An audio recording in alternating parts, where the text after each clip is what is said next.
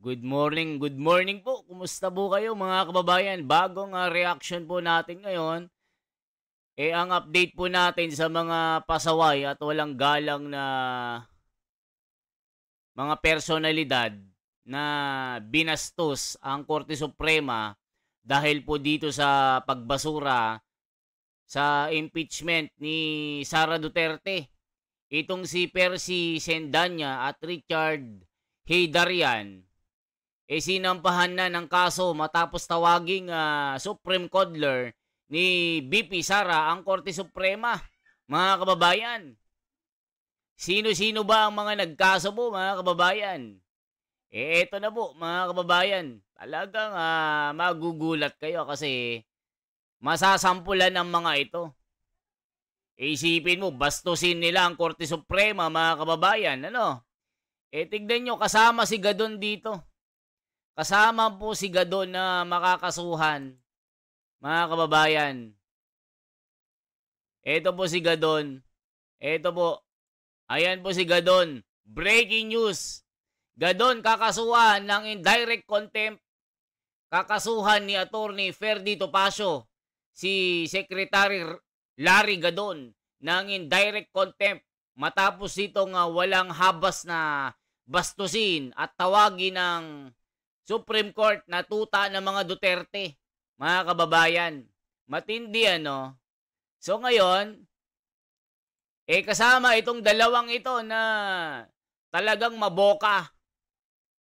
Na sinabi pa nitong Percy Sendanya na isang congressman,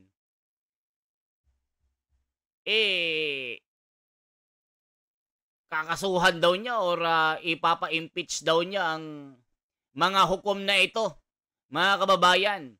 Unanimous decision ito na talagang pinagkaisahan nila na itong impeachment ni Sara Duterte ay unconstitutional. Pero ang mga ito talagang gusto nilang ituloy at labanan ang Korte Suprema. Saan kaya sila kumukuha ng mga kapal ng pagmumukha ng mga ito? Sabihan pa ni Gadon na tuta ng mga Duterte.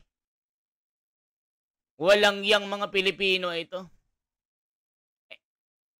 Kanino natatakbong mga Pilipino? Sino ang mag-aayos sa mga batas? Yung mga sigalot sa lipunan, pagka merong mga issue na ganito. Di ba mga kababayan? Ito ang mga walang galang sa Korte Suprema. Di ba sabi nga ng Korte Suprema, labag sa batas ang kinaso kay Sara Duterte. Tas sasabihin nyo, Supreme Coddler ni BP Sara ang Korte Suprema. Sino kayo? Para magsabi ng ganyan. Ngayon, sasampo lang kayo. Mga kababayan, ito po ang sinabi po ni Attorney Topacio po mga kababayan. Percy Sendanya at Richard Heydarian sinampahan na ng kaso matapos tawaging Supreme Coddler ni BP Sara ang Korte Suprema. Formal na naghain sa Korte Suprema ng petition for indirect contempt laban kina Representative Percy Sendanya ng Akbayan Party List at Professor Richard Heydarian, sina Attorney Mark Christopher Tolentino at Attorney Rolex Suplico, mga kababayan. Kaugnay nga ito sa kanilang pampubliko, malisyoso at mapanlait na mga pahayag na sumisira sa Korte Suprema. Tinatawag itong Supreme Coddler ni Vice Presidente Sara Duterte at kinu-question ang integridad ng mga maestrado sa pamamagitan ng paglalagay sa kanila bilang mga political appointees na may kinalaman kay dating Pangulong Duterte. Mga kababayan, isipin nyo, itong dalawang ito. Walang galang at talagang walang humpay na inuusig ang Korte Suprema. Mga kababayan, talagang ang babastos sa mga bunganga ng mga ito. Ngayon po, ipakita natin po yung video magre-react po tayo sa isang magaling na talagang magpapaliwanag mga kababayan. Ito po siya mga kababayan. Panoorin po natin ang bidyong ito. Talagang makikita nyo po ito mga kababayan. Pakinggan po natin ito. Ito po mga kababayan. Talagang wala silang galang sa Korte Suprema. 'Di ba? Ito po mga kababayan, konting ano lang ito. Pakinggan po natin itong opinion ng isang journalist. The journalist opinion mga kababayan. Then mamaya magbibigay po tayo ng sarili nating reaction at mga opinion dito. Ayan po mga kabida, isang magandang oras sa lahat. At welcome po sa aking channel. Eto po, magbigay lang po tayo ng reaction po mga kabida. Ano po? Nakatakdang ihahain po ngayong araw po mga kabida. No? Ito hong contempt petition. Ano po? Diyan po sa Korte Suprema mga kabida. Ano po? Laban ho dito sa tatlong mga personalidad na nagbigay ho ng hindi ho magandang mga salita po mga kabida laban ho dito sa Korte Suprema. Ano po? Ito po'y bunsod ho sa naging desisyon po mga kabida ng kataas-taasang hukuman po mga kabida. Ano po? No? Sa articles of impeachment laban ho kay Vice President Sara Duterte kung saan po ay idineklara po nilang unconstitutional po o labag sa saligang batas po mga kabida. Ano po? Ito pong inihain po ng House of Representatives na reklamo laban ho kay VP Sara dyan po sa Senado. Ano po mga kabida? Okay? Now, sino-sino po itong mga personalidad na kakasuhan po for indirect contempt dyan po sa Korte Suprema? Ito po ay kinabibilangan po mga kabida ni Akbayan Representative Percy Sardania. Ano po? No? Richard Heyderian at ito pong si dating abogado na nadisbar po mga kabida, Larry Gadon, dahil sa kanilang mabibigat at malainsultong mga pahayag laban po sa Korte Suprema po mga kabida. Okay, babasahin ko lang po itong balita, article po ng ang balita ngayon, breaking, ayan. Contempt case versus Sardania at Heyderian. Kumpirmadong ihahain bukas, Miyerkules sa Korte Suprema. Ang ibig sabihin, kahapon pa kasi itong article na ito. So, ngayong araw po, ihahain po mga kabida ito pong contempt case. Isang petisyon para sa indirect contempt ang ihahain sa Korte Suprema ng Pilipinas laban kina Representative Percy Sardania ng Akbayan Party List at Professor Richard Heyderian dahil sa umano sa mga pahayag nilang bumabatikos sa kataas-taasang hukuman. Ayon sa mga abogado, ang mga salitang ginamit ng dalawa ay maaaring makasira sa kredibilidad ng institusyon, kabilang na ang pagtawag sa Korte Suprema bilang Supreme Cuddler ni Vice President Sara Duterte. Isang paratang na itinuturing na mapanira at hindi katanggap-tanggap sa ilalim ng batas.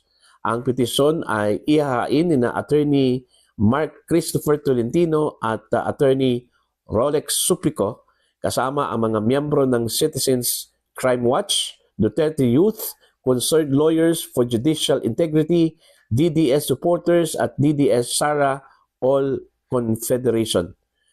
Ang paghahain ng kaso ay gaganapin sa Miyerkules ngayong araw, July 30, 2025, ganap ng alas 9 ng umaga sa Supreme Court na Padre Faura, Maynila, at mauuna nito ang isang simbolikong rally sa Liwasang Bonifacio ng 8 a.m. Inaanyayahan ang mga miyembro ng media na dumalo at mag-cover ng rally, filing ng petition. O yan, mga kababayan, nakita nyo po. 'Di ba? O, ano masasabi nyo po mga kababayan? Ngayon po ang nakatakdang oras at araw ng paghahain ng kaso laban dito.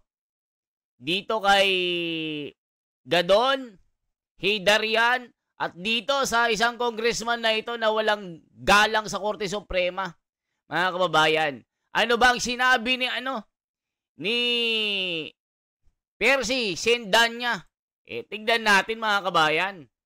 Talagang walang galang ito sa Korte Suprema. 'Di ba, mga kababayan?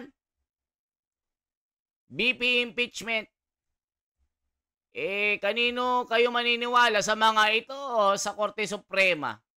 'Di ba? Gusto nilang gusto nilang panagutin ang Korte Suprema. Ang gagaling nyo, ha? Tignan natin, mga kababayan. Eto po, binatikos ni Sendanya ang Korte Suprema dahil sa pag-dismiss kay BP impeachment. Ito po, mga kababayan, matindi ang kanyang mga malisyosong mga pananalita at talagang sinisira ang imahe ng Korte Suprema, mga kababayan. Supreme Court. At narito kasama natin ngayon yung Tindig Pilipinas at iba't ibang grupo sa ilalim nito para kondinahin yung nangyaring pagbabasura, pambabalahura sa ating konstitusyon kahapon. Yung nangyaring pangbaliwala sa separation of powers, yung nangyaring pangbaliwala sa sariling desisyon ng Supreme Court. At narito tayo para sabihin na ipagpapatuloy natin ang panawagan at paggigiit na panugutin dapat si VP Sara Duterte sa kanyang pang-abuso sa kapangyarihan at pagnanakaw sa kaban ng bayan. At tayo nananawagan sa Senado at Kongreso na igiit ang kanyang karapatan at kapangyarihan na dapat ituloy ang impeachment trial. Kasabay nito, gusto natin ipaalala sa taong bayan na ang konstitusyon kahapon ay binali ng Korte Suprema na kanilang baguhin ang interpretasyon, na kanilang baguhin ang mismong House Rules, na kanilang baguhin ang mismong procedure ng impeachment para paboran ang isang nagnakaw at isang nang-abuso sa kapangyarihan. Gusto rin natin ipaalala sa mga taong bayan na dapat tayo mag-iit at singilin ang mga justices ng Supreme Court. Sa lahat ng legal na pamamaraan, kasama dyan ang impeachment. Mga kababayan, rinig nyo po. Kanila daw papanagutin ang manghukom. Pagbabayarin daw. Maaring ma-impeach daw ang mga hukom na nagdesisyon sa pagbasura sa impeachment ni Sara. Ang gagaling na mga ito. Sino ka? Percy Sendanya, Attorney Gadon. At itong si Haider yan, mga kababayan. Sino kayo para pakinggan ng taong bayan? Di ba, mga kababayan? Kayo ang mga kupal ng lipunan. Kayo ang mga kupal kayo. Bakit ko nasabing mga kupal kayo? Mga kupal kayo anong tawag sa inyo? Di mga kupal kayo. Wala kayong galang sa Korte Suprema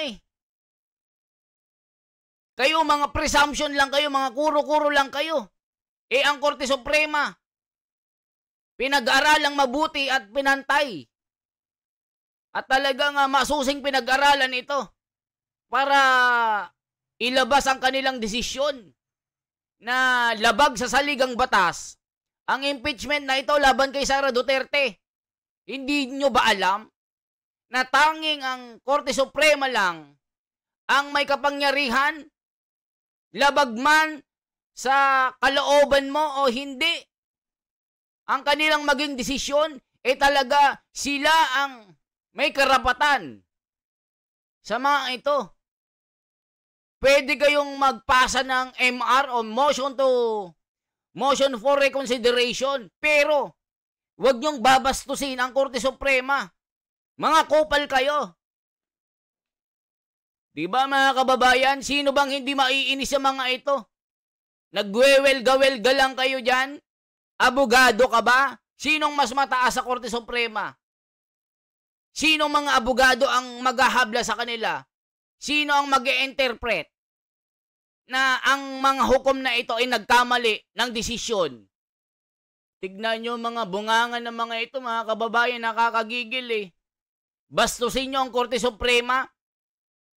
Sino ang mag-a-analyze at mag-interpret ng mga batas na ito? Di ba, mga kababayan? Kayo ang humusga sa mga taong ito. Ayan, sasample lang kayo. Makakasuhan kayo ng indirect contempt. Eh sabihan ba nyo na, di ba, tuta ng mga Duterte? Di ba mga kababayan, anong sabi dito? Mga kababayan? Oh, anong sabi dito? Oh, tignan nyo. Tinawag na Percy Sendanya at Richard Heydarian sinampahan na ng kaso matapos tawaging Supreme Codler ni BP Sara ang Korte Suprema. Oh, hindi ba naman kayo mga kupal kayo? Hindi kayo nag-iisip? Hindi nyo iniisip na ang sinasabi nyo ay makakasira sa imahe ng Korte Suprema? Hindi nyo ba alam ito?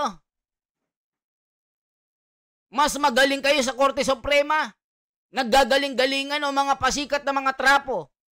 Kagaya nyo rin yung mga politiko na trapo, na mga senador, mga former justices, mga abogado na hindi iniisip ang utak, hindi nag-iisip, hindi gumagana. Mas magaling kayo sa mga hurado na yan sa Korte Suprema? O talagang mga bias kayo?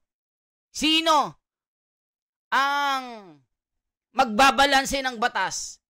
Kanino tatakbo ang taong bayan sa inyo? Napasigaw-sigaw lang sa kalye. Itong si Gadon na bastos ang bunganga. Itong si Heydarian na wala namang saysay ang mga sinasabi. Sige nga po mga kababayan, husgahan nyo nga ang tatlong ito. Tama ba ang kanilang sinasabi na sabihan ng Korte Suprema na tuta ng mga Duterte? Di ba mga kababayan, ano pa yung isa na sinasabi? O, tignan nyo mga kababayan, Supreme Codler. Sinasabi pa nila na takbuhan daw ng mga kurap ang Korte Suprema. Eh mga bunganga na ito mga kababayan, matatawag mong mga kupalers. Mga trapo din ang mga ito, ang pagbumuka pa lang mga kababayan, hindi na mapagkakatiwalaan. Ikumpara nyo po sa Korte Suprema, 13-0 ang boto dito sa ginawang pagbasura ng Korte sa impeachment ni Sara Duterte. Hindi nyo ba alam ito? Hindi kayo nag-aral ng batas Puro kayo assumption at mga kuro-kuro at mga personal point of view, mga reaction. Mga pasikat din kayo Mga pasikat lang din ito, mga kababayan. Ano masasabi nyo po dito, mga kababayan ko? Diba, hindi nyo alam ito? O nagmamaang-maangan kayo at nagbubulag-bulagan? Mga matatalino kayo? Sa tingin nyo matatalino kayo kaysa sa Korte Suprema? Masusundin ng taong bayan at maniniwala ang mga Pilipino sa Korte Suprema. Ang Korte Suprema, ang pinakamataas na hukom na tagabalanse ng batas, the final arbiter, ang nag-i-interpret ng mga batas. Sino kayo para paniwalaan namin? Diba mga kababayan? Hindi nyo ata alam itong batas na ito. Babasahin ko sa inyo nang mahimasmasang kayo. Eto po mga kababayan, hindi nyo alam ito? Ikaw Percy, hindi mo alam ito? Hindi ka naman kasi abogado, kahit abogado ka, malamang mababa ang kaalaman mo kung ikukumpara sa Korte Suprema. Ikaw Gadon, ikaw ang walang kwenta. Sabihan mo ba naman ng Korte Suprema na walang kwenta? Sabihin nyo, Supreme Codler, itong si Heydarian na ito, wala ding kwenta ito. Anong naituturo mo na maganda sa mga estudyante mo? Di ba mga kababayan? Babasahin ko sa inyo itong Republic Act na ito. Republic Act 386, also known as the Civil Code, nang itanim nyo at isaksak nyo sa mga isipan nyong mga debobo kayo.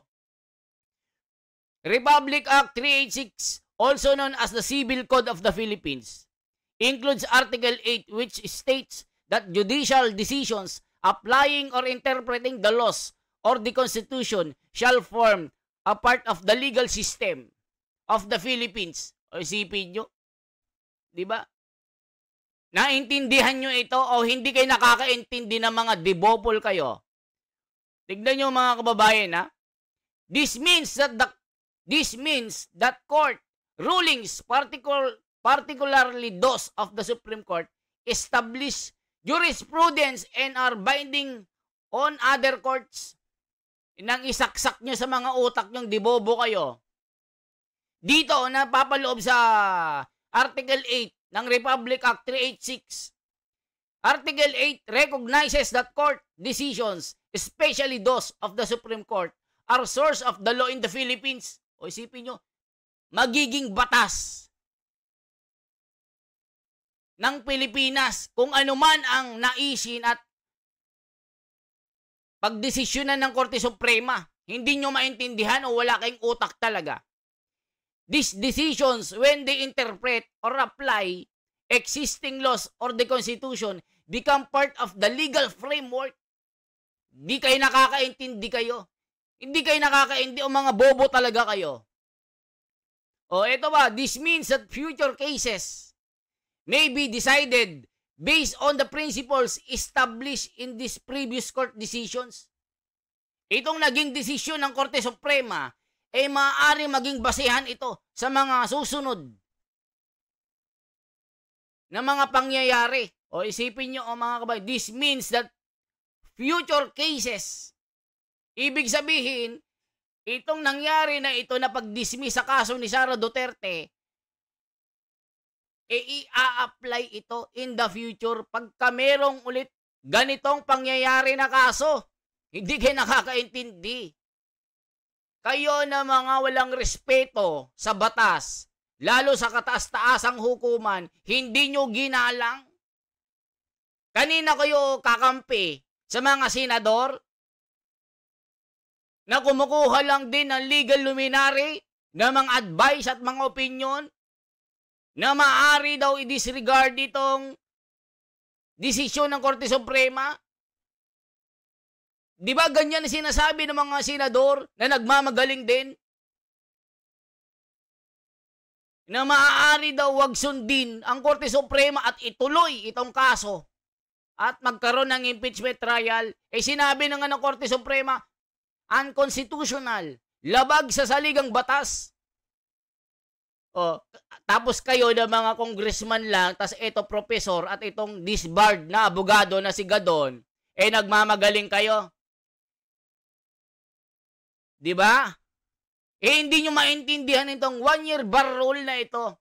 Isipin nyo, 4 na beses yung kasuhan ng isang opisyal ng gobyerno. Eh ayon sa batas, 1 beses lang dapat gawin. Anong ginawa nyo? 4. Yung 3 kinanselan nyo. Tas sasabihin nyo, 1 kaso lang naman ang final. Ano yun? 4 ang pinasa nyo, tas sasabihin nyo 1 lang? Di ba mga kababayan? Iniinsulto nyo ang dakilang karapatan ng isang Korte Suprema. Di ba mga kababayan? Ano ba ang trabaho ng Korte Suprema? Sige nga, mga kababayan, what is the worth or what is the obligation of the Supreme Court in the Philippines? Mga kababayan, ng matauhan ng mga taong ito. What is the obligation of the Supreme Court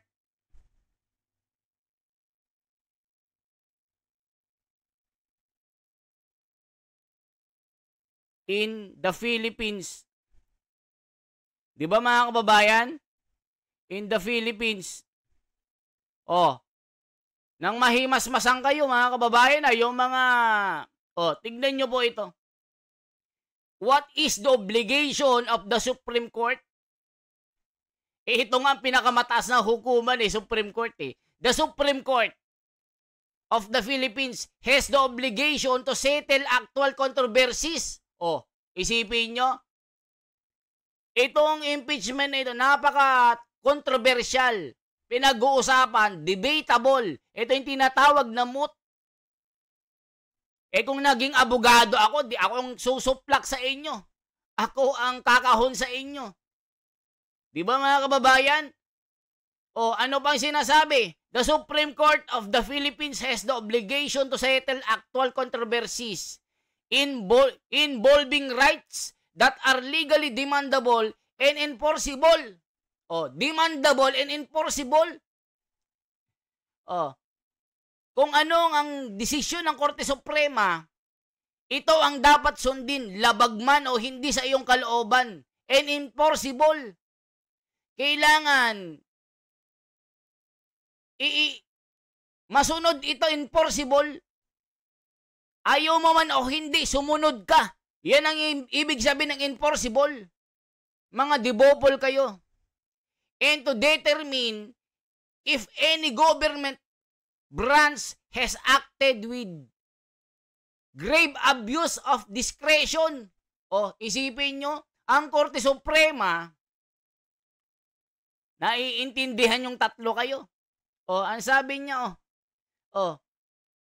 the Supreme Court of the Philippines has the obligation to settle actual controversies involving rights that are legally demandable and enforceable, and to determine if any government branch has acted with grave abuse, yung pagmamalabi sa kapangyarihan of discretion.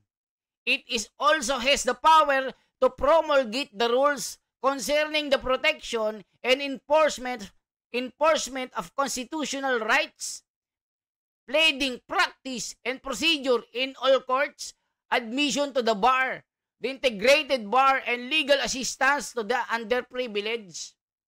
Di nyo ba maintindihan? Di ba mga kababayan, napakaliwanag? Judicial power.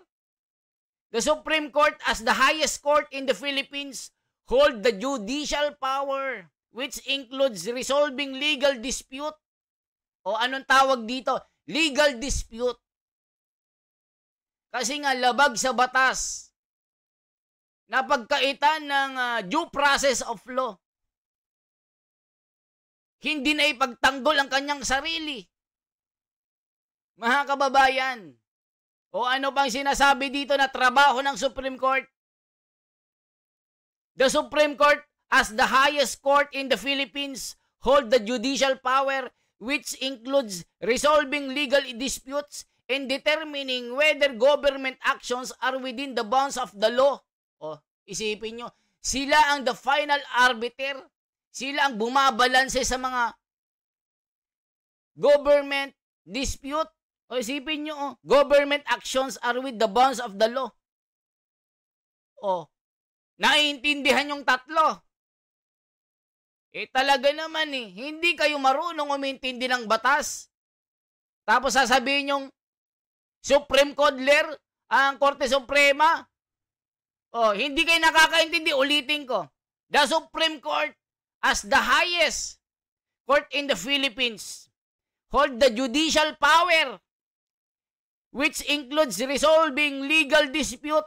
O anong tawag dito? Di ba legal ito? And determining whether government actions are within the bounds of the law. Pumapasok lamang ang Korte Suprema pag nakikitaan na nagkakaroon ng grave abuse of power. Hindi nyo maintindihan na tatlo. Pasikat lang din kayo. Persisyendan niya. Ikaw din, Richard Haydarian, Attorney Gadon. Ngayon mo sabihin, dahil na-disbar ka, galit na galit ka, personal na yung galit mo sa Korte Suprema. Ikaw persisyendan niya. Abogado ka ba? Kung abogado ka, alam mo itong fundamental law of the Constitution, yung Republic Act 386, Article 8. Di ba mga kababayan? Korte Suprema lang ang kailangang sundin. Labag man sa kalooban mo o hindi, kailangan mong sumunod. Sila ang the final arbiter. Hindi nyo maintindihan ito? Kailangan ba ninyong mag-aral ng batas? O mga kababayan, napakaliwanag po. O, mga kababayan, the Supreme Court has both original jurisdiction, cases are directly filed with the Supreme Court, and appellate jurisdiction. O, may jurisdiction ang Korte Suprema sa mga legal dispute na ito. Sa mga, di ba mga kababayan? Pag nakakakita na ng grave abuse of power. O, di ba mga kababayan yan, no? O, the Supreme Court as the highest court in the Philippines hold the judicial power which includes resolving legal dispute and determining whether government actions are within the bounds of the law. O, di ba nangingialam lang ang Korte Suprema pag nakakakita na ng pagmamalabis, ng kapangyarihan. Ayan, nasabi niya, di ba, resolving legal dispute and determining whether government actions are within the bounds of the law. Nakita na itong kinaso kay Sara Duterte ay labag sa saligang batas. Yung 1-year bar rule, hindi naman sinasabi ng Korte Suprema na pinapawalang sala si Sara Duterte.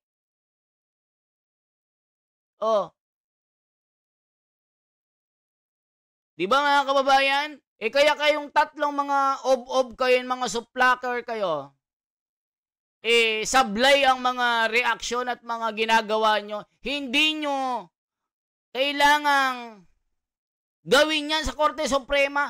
Pagmamalabis at pagkukutya. Ano na lang sasabihin ng taga-ibang bansa?